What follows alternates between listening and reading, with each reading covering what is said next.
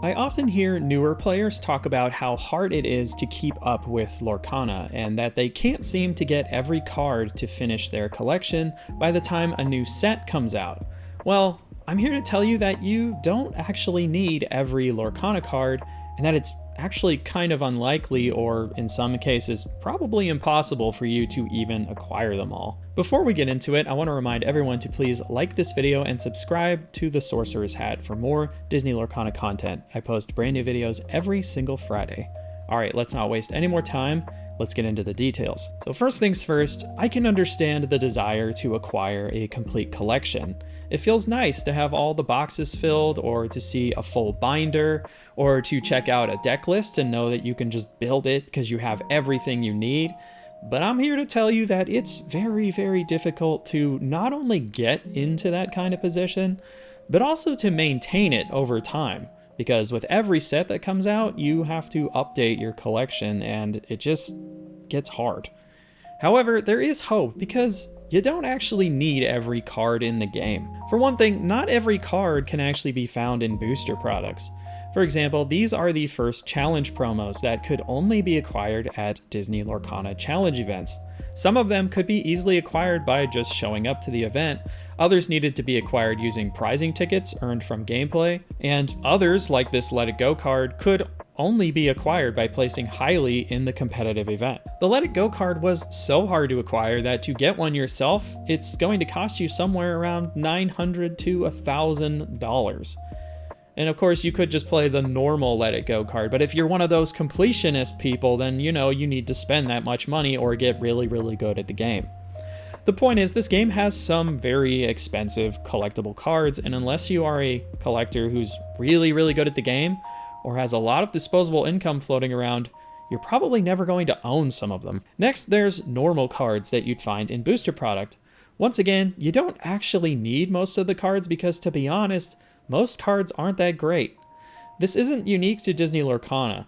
Most cards in most card games aren't actually all that good. There have been over 30 years of Magic cards, and I'm here to tell you that 99% of them are totally unplayable. So unless you just like owning a lot of different cards or having a large collection, you don't really need 90% of the cards you get out of booster packs, unfortunately.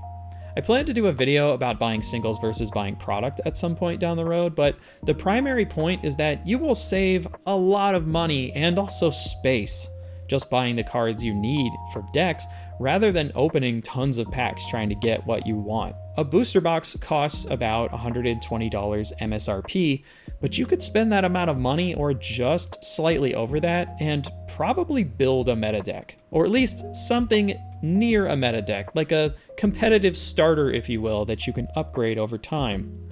Another way to save money and not require a gigantic collection of cards is to pick a type of deck and only buy the cards required for that archetype as every set comes out.